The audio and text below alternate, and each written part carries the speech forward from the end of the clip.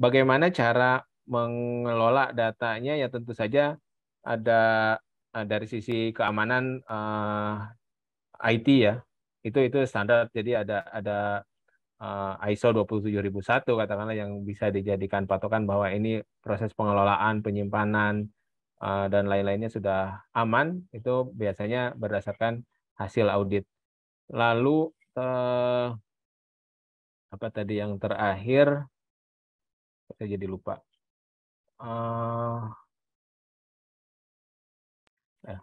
Saya lupa untuk yang Ya, Mas, sejauh mana kita bisa menganalisa data tersebut sampai ini termasuk pelanggaran privasi atau ya tadi kalau analisa yang sifatnya agregat di undang-undang ini sejauh yang saya tahu tidak secara spesifik diatur. Kalau ke perseorangan itu yang apa nanti masuk ke data pribadi yang dikombinasikan untuk mengidentifikasi seseorang. Itu ada poinnya. Jadi kalau agregat kan tidak bisa dikombinasikan untuk mengidentifikasi seseorang. Tapi kalau orang per orangan, ini behavior orang ini seperti ini dan itu secara pengelolaan datanya bisa dikaitkan ke siapa orang tersebut, nah itu udah masuk di data pribadi yang dikombinasikan untuk mengidentifikasi seseorang.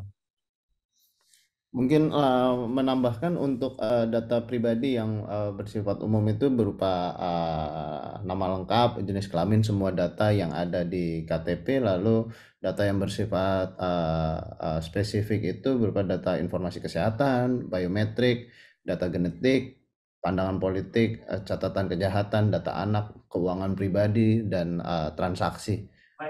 Gitu, Mas Ansori. Jadi semua data yang attach ke personal seseorang itu yang memang tidak boleh di-share dan harus dilindungi.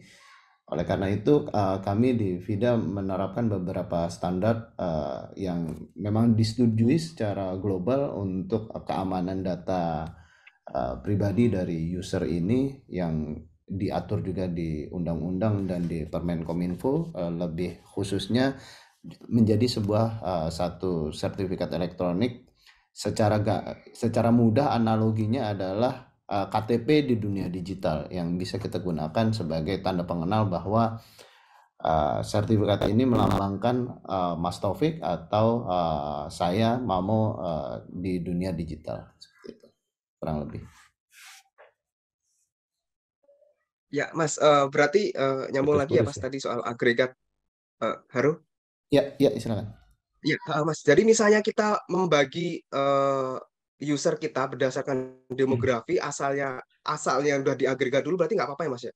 Jadi demografi secara maksudnya usia, kasih atau jenis kelamin, asal dia tidak attach ke personal identity berarti nggak masalah kan sampai segitu.